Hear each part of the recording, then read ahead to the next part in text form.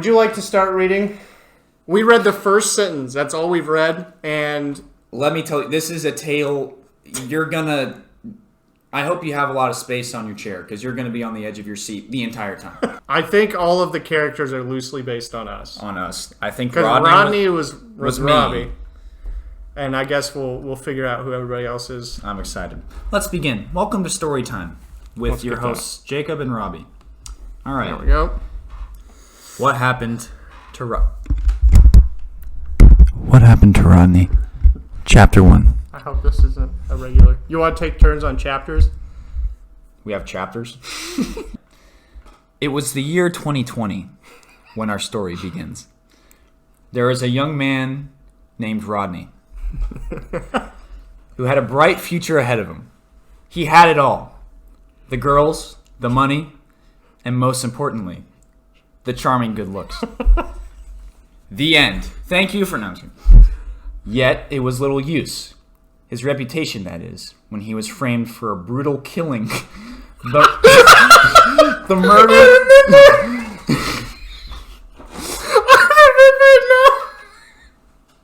Why was the murderer based off of me? No, just get to the name. Oh, no. Okay, when he was framed for a brutal killing, the murder of Holly Heist, his arch rival at school. We're gonna keep going. After his supposed crime, Rodney's life was ruined. Once he had served his time, he was forced to hit the streets, and he became a very lonely hobo.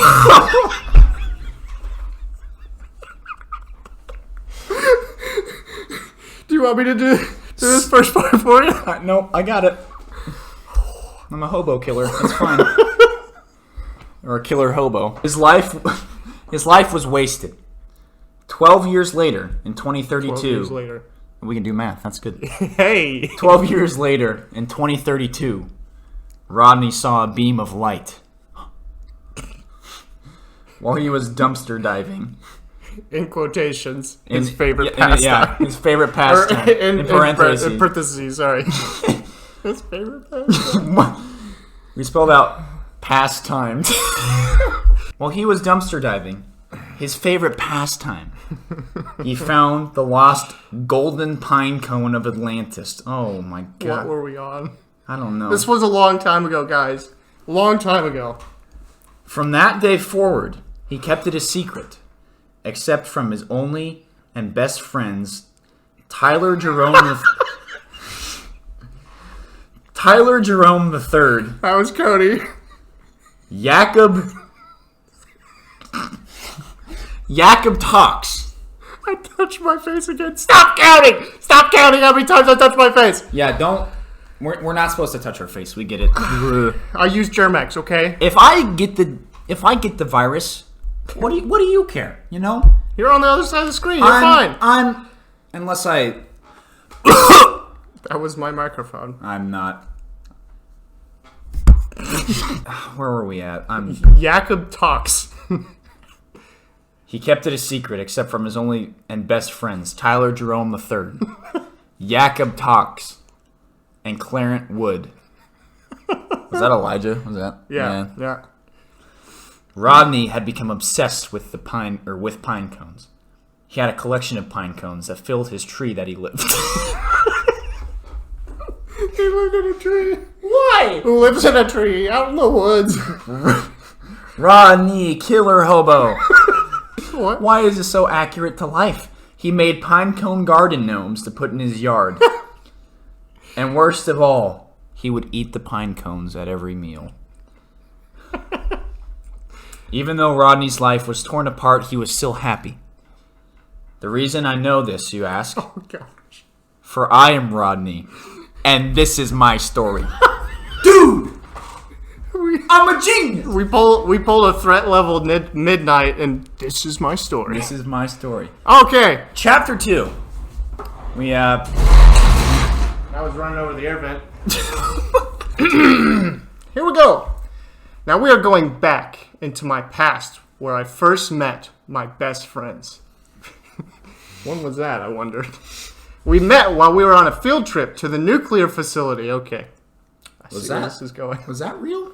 That wasn't real. No. I don't think that was real. Don't we get superpowers like halfway through this? I don't know. I feel like we get superpowers. This might actually be when we get superpowers. So we wrote this. There was a break, like a whole week in between each chapter, so that's why it kind of goes like this. And it goes like this because we were 12. We all decided to leave the group and go explore the factory because they let kids do that all the time. We found a room that had the newest top secret project. Why did we capitalize top secret? It's trademarked. Top secret project that were bugs that carried radiation. Good. Good grammar there. We thought they were fireflies, so we did what any teenage boys would do. We had a competition to see who would catch the most. I think... Actually, we probably would, if I'm being honest. No, I remember this now. Because that's when we learned that I could fly, and then... You don't remember the nuclear factory? No. The field trip? Oh, the real life? Yeah. It's based on a true story. I should have mentioned that at the start. Everybody got extraordinary powers. Yes, this is where we get the superpowers. Jakob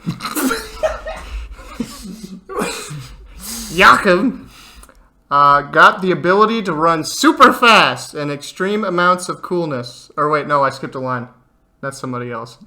Yes. Jakob got amazing jumping ability and super strength. Cool. I'm like the lamest superhero ever. You can jump a little bit higher now. I can get any superpower I want. And what do? I get super jumping ability and super strength. Woo. Tyler got the ability to run super fast and extreme amounts of coolness. We use the word super a lot. Yeah. Clarence's intelligence was increased to unsurpassable smarts. All right. But as for me, all I got was a super headache. Come on, man. Poor man. As we grew older, they all became famous and rich, but I became lonelier and lonelier. We must have hated you as... I can picture you guys like writing the worst possible character for me, and then you're like, what do you think, Robbie? I'm like, yeah, it's good. Jakob made millions in the basketball world. I believe that's cheating. If you have superpowers. Tyler became famous in his new hit TV show Cheery Days as the star Dougie. We had a story within a story. How about that? And Clarence started his own IT industry and made millions off of computers. As I grew older, they began to forget about me. All right. I'm not going to run over the air vent this time. I had forgotten that we decided to base the... We were bullies. Depressed, lonely pinecone killer... be a bully. On me. Chapter 3. I forgot it was Bully Robbie. Clarence, as it turns out, became a millionaire off of his latest invention, the Unibot. The Unibot is a multi-purpose metal man which, after months of failed prototypes, drove Clarence to madness. This was like a dark tale. This was. Elijah was the smartest, though. He made an IT industry and made millions. But apparently he turned evil. Yeah. So I don't... Upon noticing that the charging unit for prototype number 7.4.62 was faulty. I read that wrong. 7.14.62. Hey, we were specific. Sorry. I wonder if that has any specific meaning to anything. To all of you, what happened to Rodney lore experts, I apologize for the mistake I just made. After noticing that the charging unit for the prototype was faulty, he proceeded to kick a wrench into the navigational compartment, causing a mini electromagnetic explosion of sorts. Of sorts. I feel like you either have an electromagnetic explosion or you don't. There's no in between. Well, it was kind of an explosion. It was kind of an electromagnetic explosion. When Clarence came to, he had a change after seeing the violent potential of the Unibot. Dangerous. It's scary. He then proceeded to insert mind control technology as part of his world domination master scheme.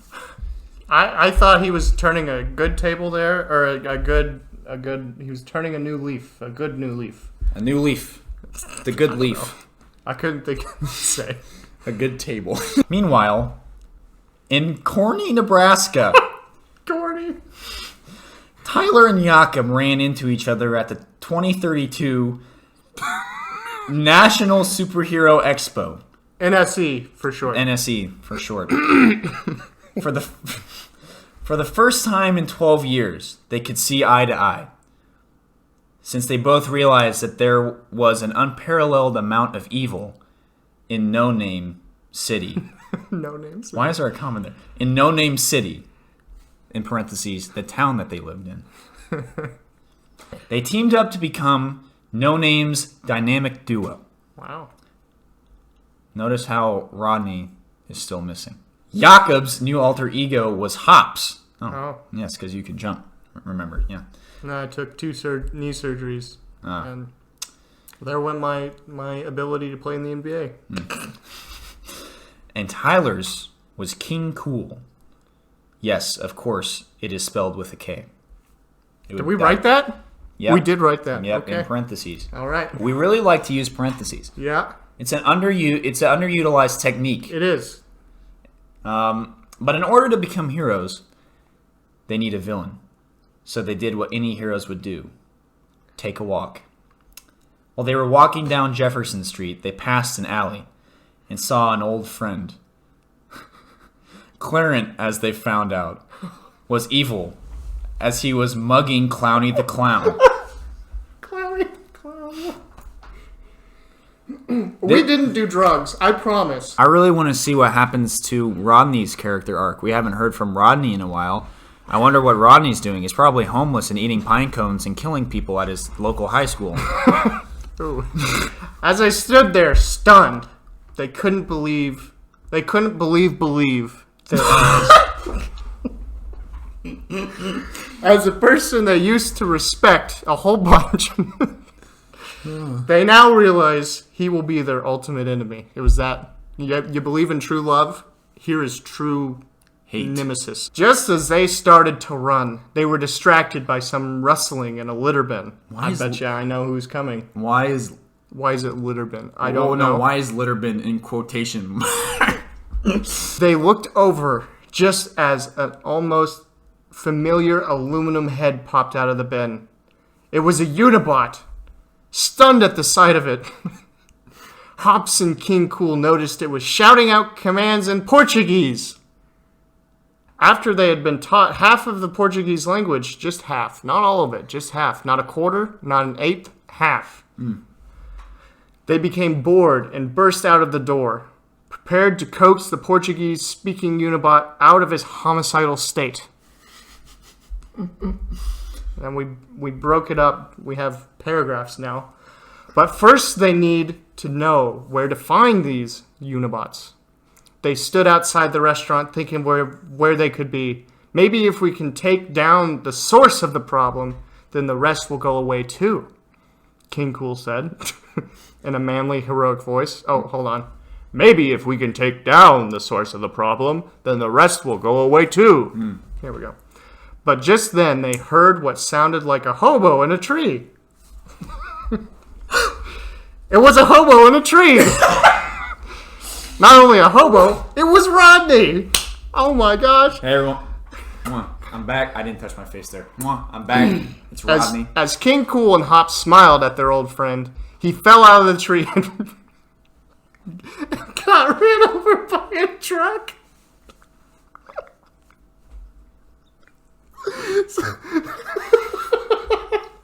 So as they stood over their friend's lifeless body,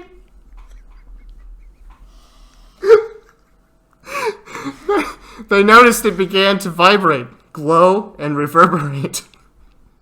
For what they did not know is that Rodney too had powers.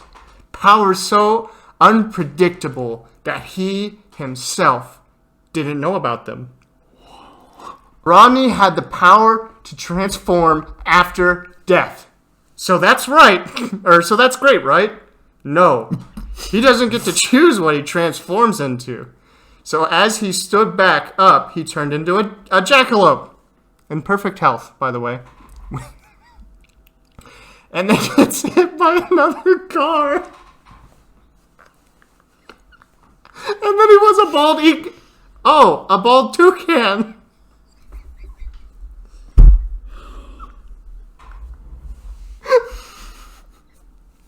We're so stupid. That takes an arrow to the knee and bleeds to death. Then suddenly there was a ball of jello on the ground where he lay only moments ago. Then for some reason, he just transformed without being killed. We just broke the rule of our own power. God, the Rodney cinematic universe is ruined now because of... Oh. But then we noticed Hops took a bite out of him. I ate you. In the story, I literally eat you. What did I do right before we wrote this? I don't know. What? So Hops and King Cool hopped. Oh, wait, I skipped some. Sorry. But then he was back to a bird, an ostrich of sorts. Yeah. So Hops and King Cool hopped on and rode toward the Unibot factory where the final showdown could take place. They arrived at the factory in lickety-split. Just like that. They hopped, and in parentheses, there's an arrow that says joke. They hopped off Rodney. You guys were just riding on the ostrich, apparently. the part ostrich. Just as Clarence drove by in his ginormous Hummer. All rights reserved. But they noticed that he wasn't driving. A Unibot was. And they was telling him where to go. They looked down and almost shrieked. There was an ostrich on the ground. It then proceeded to turn into a squirrel. Die again. It then proceeded to turn into a squirrel that loved pine cones. King Cool suddenly was majorly excited. How did we not get like a... Guys, we printed this out, and people came and read these. Like, there was a whole program with tons of people. They read this. Or I hope they didn't read it. Why didn't we get a publishing deal? This is better than the Hunger Games. That's my hot Read take. that next line. It then proceeded to turn into a squirrel that loved pine cones. King Cool suddenly was majorly excited. He speaks squirrel. He speaks squirrel. From that point, they were determined to keep this animal alive. Okay, for at least 10 minutes. They knew, it was me. And it was only after I turned into a squirrel that you cared. You know the deeper meaning of this story? It's that sometimes you gotta take a step back and look at who your real friends are. King Cool. Oh my. So they stopped to ask the little guy some questions. My stomach hurts from laughing so hard. Mine hurts. I think I'm just going to be sick because I have to read this. So they stopped to ask the little guy some questions. And so they learned of his failures and accusation of the murder and how he was falsely accused. So as confident as they were about to walk in, and King Cool yelled, "Seatbelts!" Hops stared at him blankly. "What are you talking about?" Hops exclaimed. "This little guy needs to be safe." Oh, He said as he gestured at Rodney. Hey, we kept you safe.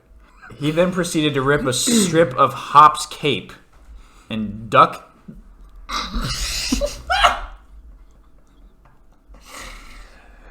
not duct tape, duct tape. He taped it to Hops' shoulder and slipped Rodney into the seatbelt. In our book, you were out of my shoulder. And after that last note of caution, they strode into the factory. in parentheses, by the way, chapter 4 doesn't exist. The final showdown. There they were. We capitalized they for some reason. There they were, surrounded by a gazillion Unibots. In parentheses. And yes, we counted them. And in bold, every single one. We were committed. We were. Wondering what to do next. They wondered. Oh! Standing there with Rodney on Hop's shoulder, Rodney had an idea. You had an idea. He then pulled out his bag of pine flakes with the little copyright symbol. We patented this. Oh. And began to eat them at a rapid rate. You were hungry, apparently. Just then, King Cool had the coolest idea. Coolest with a K. Yep. Had the coolest idea ever as he looked up and noticed a giant kill switch, and kill is capitalized for some reason, on the ceiling. He was about to tell Hops, but he was one step ahead of King Cool as he leaped through the air and reached out his arm for the switch. But alas, the switch was just out of reach. I have super hops, but not enough. That's like an analogy for life. Sometimes you just jump and you can't reach it. Sometimes you jump and you don't hit the kill switch. And that's okay. Are you because ready? what mattered, Sorry.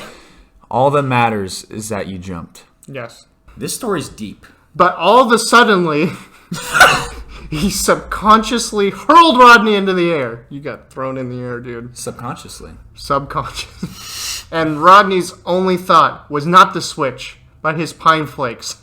Understandable. But luckily the flakes landed on the kill switch somehow. So Rodney grabbed his flakes and the switch, and all the robots bloated up. They bloated up. The end. ... Just kidding. Clarence went back to normal, and the three of them plus one squirrel set of to I believe it's supposed to be set off to find a new life in the state of Maine, where Rodney had all the pine trees and cones he could ever want. The end. Somebody commented on this. I agree. Great book. Well written. The moral of the story is save your pine cones. Some squirrel might like them, you know? I think I'm glad we did this because I think this goes to show you that if you whatever you want to do, you want to write books, you want to direct movies, you want to host a talk show, just do it. Whatever you do, it will never Do I know where you're going with this? Be as incredible as what we wrote. So you don't have to worry about expectations because you know it's unattainable. The true moral of the story is what you put on the internet never leaves the internet. And later you're going to find it and you're going to go, oh my gosh, is that what I think it is? However, we had a great time writing this, if I remember correctly. I think we did. And I had a great time reading it. I had a great time reading it. Overall, it was fun. Would you like to see a movie adaptation? You're not getting... No. If we get 100 likes, Stop. We will recreate this. Elijah, Kody, it was great fun. If you want to write another book, call us. I'm game. We can make a sequel. We can make a sequel. What happened to Rodney?